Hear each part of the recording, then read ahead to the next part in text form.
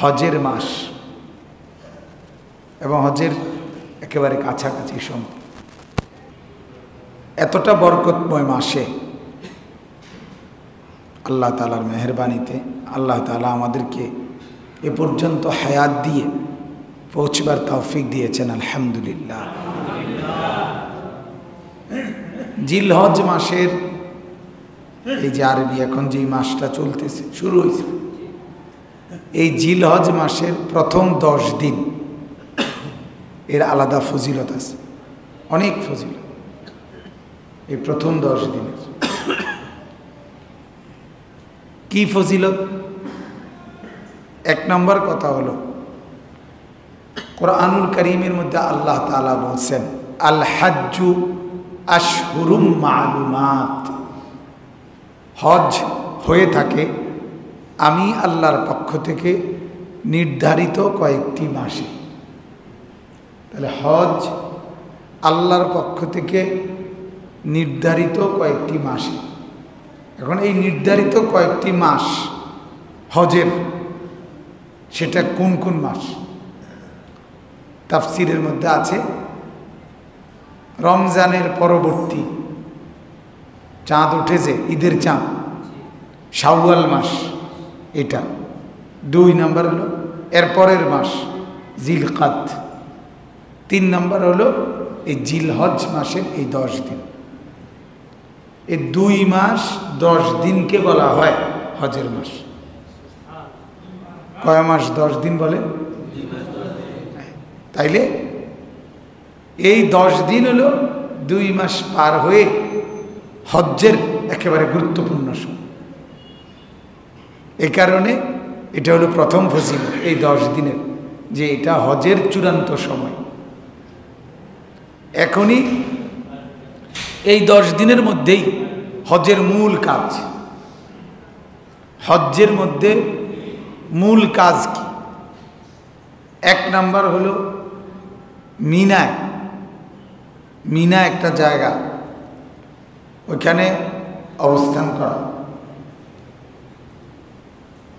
7ই জিলহজ 8ই জিলহজ মিনায় অবস্থান করা, জিলহজ মাসের 8 তারিখ। 9 তারিখ 9ই জিলহজ একেবারে সন্ধ্যা পর্যন্ত আরাফাতে অবস্থান করা। সন্ধ্যার পরে সূর্য ডুবলে এরপরে আবার রওনা দিয়ে পায়ে হেঁটে, কিংবা গাড়িরও ব্যবস্থা আছে সামান্য, কিন্তু গাড়ি খুব কষ্ট হয়, তো পায়ে হেঁটে প্রায় 7-8 কিলোমিটার জায়গা মুজদালিফায় আসে একটা জায়গা। সেখানে রাত্র কাটাইয়া খোলা মাঠে, খোলা আকাশের নিচে, কোনো বিছানা সামানা, কোনো তেরফাল কিচ্ছু নেই, একেবারেই খোলা। সর্বোচ্চ একটা চাদর বিছায়া বসে হাজিরা, অথবা কাঁধের পিছনে একটা ব্যাগ থাকে, এটার মধ্যে একটু কাইতে হয়, এরকম। রাত্রটা কাটিয়ে সকালবেলা ফজরের নামাজের পরে সূর্য যখন ভালোভাবে ওঠে,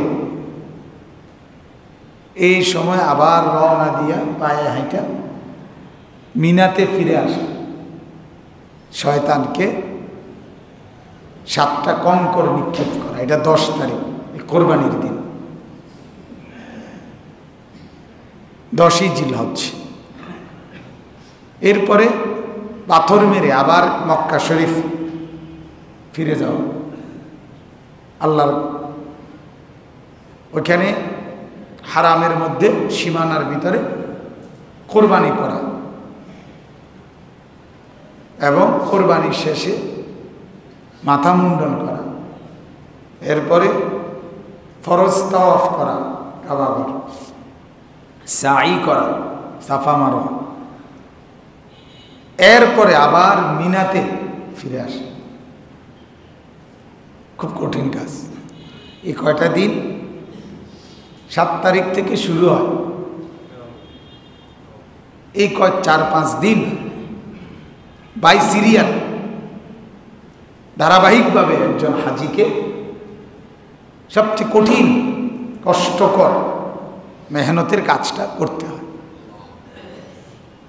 মূলত এই 5 দিন ঠিকমতো করার জন্যই, আরামের সাথে স্বস্তির সাথে, এই জন্যই এই 43 দিনের ভিসা দেওয়া। নাহলে ভিসা 40, 42, 43 দিনের তো দরকার নেই, 5 দিনের কাম, 1 সপ্তাহ দিলেই তো সার। এটা হাজিদেরকে 25 দিন আগে, 1 মাস আগে, 20 দিন আগে, 30 দিন আগে নিয়ে যায়গা মক্কা শরীফ। কেন? যাতে করে এই 5 দিনের জন্য হাজি সাহেব নিজেকে পূর্ণ বিশ্রাম, প্রস্তুতি, শরীরের আরাম, আবহাওয়ার সাথে অ্যাডজাস্ট হওয়া, সব কিছু চিনে নেওয়া, মোটামুটি একটা পরিবেশের সাথে যেন আশ্বস্ত হইতে পারে, মিশতে পারে। আবার পরেও আরও কিছুদিন 10, 15, 12, 8 এরকম যে ভিসার হিসাব, টিকেটের হিসাবে আগে দিয়া বেশি হোক আর পরে দিয়া বেশি হোক, 42-43 দিন হাজি সাহেব থাকে হজের সফরে। কিন্তু কাজ হইল মাত্র কয়দিন? 5 দিন। মেইন কাজটা, তাহলে এই প্রধান কাজটা এই 10 দিনের ভিতরে। এই জন্য এই 10 দিনের খুব ফজিল, যেখানে হজের কার্যাবলী আল্লাহর বান্দারা করে থাকেন। সরাসরি হজের মূল সময়টা, যদিও শাওয়াল মাস থেকে ধরা হয়েছে হজের মাস, তো ওই 2 মাস টানা প্রস্তুতি, যাওয়া, সফর করা, রওনা দেওয়া, হোটেল নেওয়া, থাকা, ইত্যাদি ইত্যাদি। মূল কাজটা হয় এই 10 দিন। এই জন্য প্রথম কথা হলো, যেহেতু হজ্জের গুরুত্বপূর্ণ সময় এটা, এই 10 দিন জিলহজ মাসের এই সময়টাকে কদর করা, মূল্যায়ন করা উচিত। যার দিলে আল্লাহর মহব্বত এবং রাসূলের মহব্বত আছে। যেহেতু আল্লাহর বান্দারা আল্লাহর ঘরে ছুটে গেছে, তাওয়াফ করতেছে, লাব্বাইক বলতেছে, তা আমি আর আপনি যেতে পারলাম না, এই জন্য আফসোস করা এবং মনের মধ্যে আকাঙ্ক্ষা করা, দোয়া করা, আল্লাহ আমাকেও যাওয়ার তৌফিক দান। মূলত হজের ক্ষেত্রে আমরা বারবারই বলি, আমরা হজ কার উপরে ফরজ হয়, হজ একটি ফরজ ইবাদত, এটাই আমরা বুঝিও না, আর অনেকে বুঝতে চায়ও না, অনেকে ইচ্ছা করেই শোনে না। কেউ যদি এগুলো না বললেই ভালো, কারণ বুঝা আবার না গেলে মনের মধ্যে একটা লজ্জা থাকে। উনি তো বুঝছে, উনি জানে ওনার উপরে হজ ফরজ, কিন্তু দুনিয়ার লোভে, সংসারের লোভে, বিল্ডিং, ছেলের বিয়ে, মেয়ের বিয়ে, দালান, বিদেশ, এই সব কিছু শেষ করে সর্বশেষ যখন আর দুনিয়ার কোনো কাজ বাকি নেই, কেউ কোনো দিকে তাকাইয়া দেখছে, ঘরের কামও শেষ, ফুদ বিদেশ পাঠানোও শেষ, মেয়েও বিয়ে দেওয়া শেষ, আর কোনো কাজ নেই, শরীরেও আর বল নাই, জানো আর চলে না, আর কত, তখন গিয়া হজে যায়। অথচ হজ বুড়াকালে ফরজ হয় না, হজ সংসার পুরো ঘুষাইয়া সারলে এরপরে ফরজ হয়। এটা আমরা কোনো কিতাবে পাই নাই, কোরআনেও পাই নাই, হাদিসেও পাই নাই, পৃথিবীর কোনো কিতাবে। এটা হলো সম্পূর্ণ মানুষের নিজস্ব বানোয়াটি, নিজেদের বানানো সিদ্ধান্ত, যে সংসার সব কিছু গুছাইয়া এরপরে হজে যাব, এরপরে হচ্ছে না, এটা কোনো কথা। বরং আগে সম্পদ ফরজ হওয়ার পরিমাণ যা আছে তার উপরে তখনই হচ্ছে। আল্লাহ নবী সাল্লাল্লাহু আলাইহি ওয়াসাল্লাম বলেন, মান আরাদাল হাজ্জা ফালিয়ুআজ্জি, তোমাদের মধ্যে যারা হজ করার ইচ্ছে করছো তো সেটা জলদি করে না, তাড়াতাড়ি করো, হজ দেরি করবা না। যদি বলে কেন দেরি করবা না, আল্লাহ নবী সাল্লাল্লাহু আলাইহি ওয়াসাল্লাম বলেন, হজের সামর্থ্য ছিল কিন্তু হজ করল না, অথচ মরে গেল। সামর্থ্য ছিল কিন্তু কি করলো না, হজ করলো না, না করে কি হলো, মরে গেল। মনে করেন লোকটি, আল্লাহ নবী সাল্লাল্লাহু আলাইহি ওয়াসাল্লাম বলেন, আমি জানি না এটা ইহুদি মরছে না খ্রিস্টান মরছে, কোন বেঈমান মরছে এটা আমি কইতাম। এটাও বলে নাই, সাবধান, এটা বুঝতে হবে। নবীজি এ কথা বলে নাই যে আমি জানি না এটা কি মুসলমান মরলো না ইহুদি মরলো না খ্রিস্টান মরলো, এটা বলে না। মুসলমানের শব্দটাই বলে না। নবী বলছে আমি জানি না সামর্থ্য থাকার পরেও হজ না করে যে মরে গেল সে কি ইহুদি মরছে না খ্রিস্টান মরছে, এটা হেঁটে কইতে পারবো আমি জানি না। সে বলতে পারবে এটা আমি জানি না, অর্থাৎ তার কোনো দায়িত্ব আমার হাতে নেই, আমি নিলাম না। এজন্য খুব কঠিন ধমক, কঠিন ধমক। এটা তামাশা না, তামাশা না। 8 লাখ টাকা বিদেশের ব্যবস্থা হয়, 30 লাখ টাকা বাজারের ভিট কিনবার ব্যবস্থা হয়, 40 লক্ষ টাকার বসত কিনবার ব্যবস্থা হয়, বছরের পর বছর জমি কিনার ব্যবস্থা হয়, সব ব্যবস্থা হয়। অল্প কিছু টাকা খরচ করে হজে যাওয়ার মতো তৌফিক হয় না। কেন? এটা যে ইবাদত, গেলে যে সওয়াব হয়ে যাবে, গেলে যে অনেক নেকি হয়ে যাবে, এত নেকি দিয়ে উনি করবে কি? আমার তো নেকির দরকার নেই। উনি তো জানে গেলে নেকি হবে, গেলে গুনাহ মাফ হবে। ওনার কথা হলো না, আমি গুনাহ মাফ করতে চাই না, আমি নেকি করতে চাই না। নাউজুবিল্লাহ। এজন্য প্রথম কথা হলো হজের মাসে প্রতি বছরই আমি গুরুত্ব দিয়ে থাকি, এবারও দিলাম, সর্বোচ্চ বললাম হজ কিন্তু ফরজ ইবাদত, এই তামসা না। মন চাইলে করবেন, মন না চাইলে করবেন না, এটা না, এটা নফল না, এটা আউয়াবিন নামাজ না, ঠিক না, এটা এশরাকের নামাজ না, নফল। এটা কি নফল? ফরজ ইবাদত, ফরজ। ওয়ামান কাফারা ফাইন্নাল্লাহা গানিয়্যুন আনিল আলামিন। আল্লাহ বলছে একই কথা, যে হজ থেকে বিমুখ হয় আমি তার থেকে অমুখাপেক্ষী। ফাইন্নাল্লাহা গানিয়্যুন, আল্লাহ তার থেকে অমুখাপেক্ষী।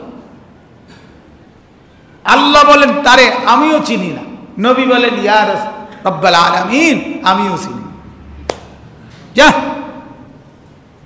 তোরে আল্লাহও চিনে না, তোরে রসুলও চিনে না, তুই শুধু বাতে খা, টাকাই বানা, পয়সাই কামাই, সন্তান আদি, বিবি বাচ্চা, ঘর বিল্ডিং, এগুলোই শুধু জমাও, কষ্ট করে টাকা কামাই করো। তোমার কষ্টের টাকায় ছেলে শুধু এমবি ঢুকাবে আর মোবাইলে ছবি দেখবে। তোমার কষ্টের টাকায় বউয়ে শুধু পাউডার ডলবে আর বাজারে ঘুরবে। তোমার কষ্টের টাকায় মেয়ে শুধু সাজগোজ করবে আর অসভ্য জানোয়ার ছেলেদের পিছে পিছে সাথে সাথে ঘুরবে। বাহ, কেমন ঠিক, হ্যাঁ চলো কামাই কর, হাইওয়ান জানোয়ারদেরকে খাওয়াও, জন্তু জানোয়ারকে খাওয়াও, পয়সা রোজগার করো, টাকা তোমার কামাই করা, নিজের কষ্টের টাকা, এটা দিয়ে গুনাহ হইতেছে অবিরত। কেমনে তো বোকা হয় মানুষ আমি বুঝি না। আমার টাকা দিয়া আমার জিফুত টেলিভিশন চাইবে, গুনাহ করবে আমি বাচ্চা থাকতে, আরে কই কিরে বলেটা কি এটা? তাই বাঁচলাম কি লেগে আর দুনিয়া? এত বেকুব আমি না, হতেই পারে না। আমার ঘরে থাকবে বিবি বাচ্চা, অথচ নামাজ পড়বে না, আমি মেনে নেব আমি মুসলমান? হতেই পারে না। এটা এরকম জানোয়ার হয় ঘরে থাকবে, আমি থাকবো না, নয়তো আমি থাকলে ওরা থাকবে না, সোজা হিসাব। এজন্য ফিকির করা চাই, এই দুনিয়া কার জন্য সাজাইতেছে, আখিরাত কেন বরবাদ করছেন, নিজের খবর কেন সাজাচ্ছেন না? বলে হাদিসের মধ্যে স্পষ্ট আছে, রাসূলুল্লাহ সাল্লাল্লাহু আলাইহি ওয়াসাল্লাম বলেন, যেই নেককার কবরে সুন্দর প্রশ্নের জবাব দিতে পারবে, আল্লাহ তাআলা বলবেন তার কবরটাকে 70 হাত মুরাব্বা, মুরাব্বা মানে স্কয়ার, ডানে 70, বামে 70, সামনে 70, পিছনে 70, এরকম সমানভাবে 70 হাত প্রশস্ত এবং মুনাవ్বার আলোকিত করে দাও।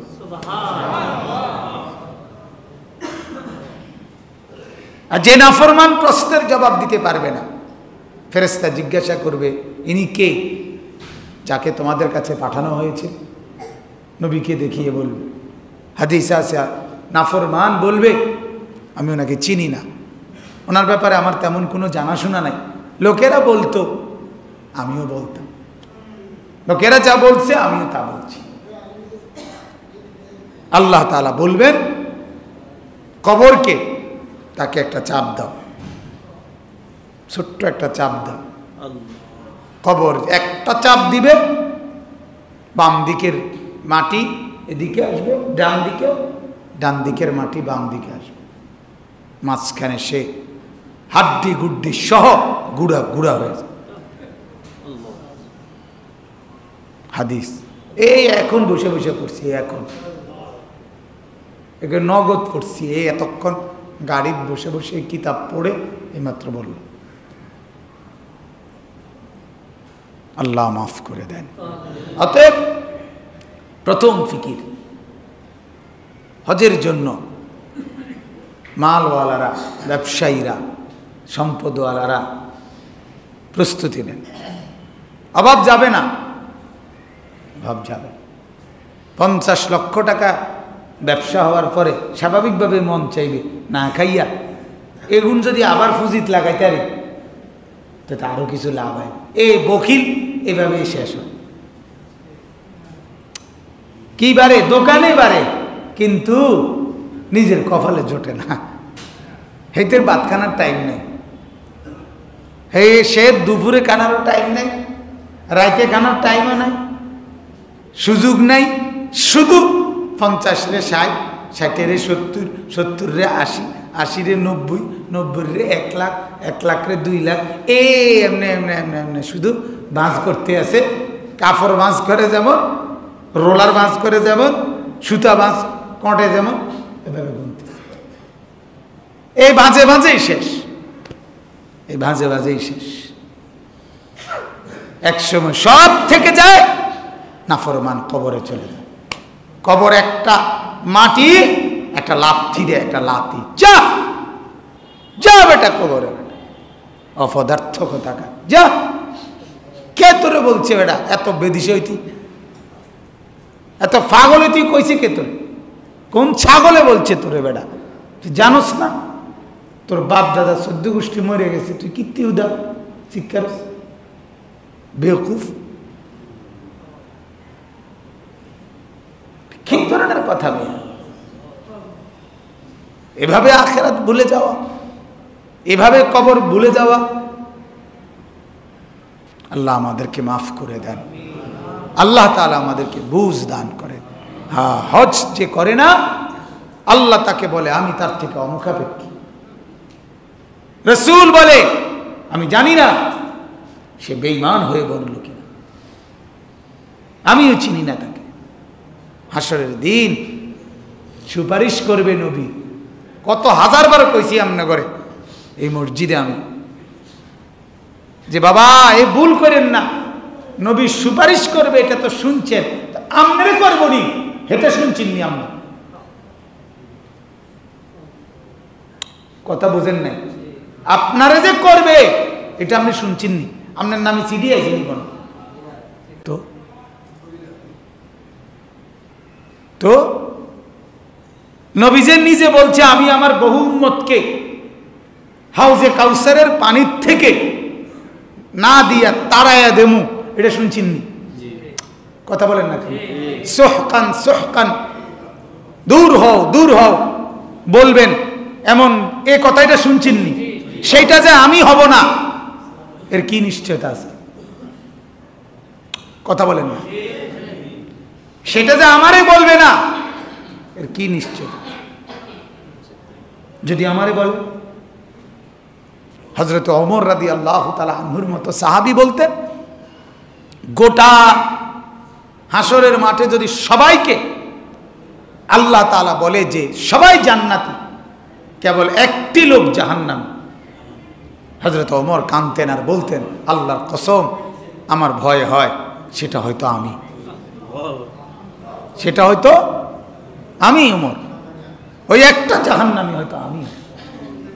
কিরে ভাইয়া, ওমরের মতো মানুষ যদি এটা মনে করে, আপনি কি ভাবা দরকার? আপনি কি ভাবা দরকার? আমি কি ভাবা দরকার?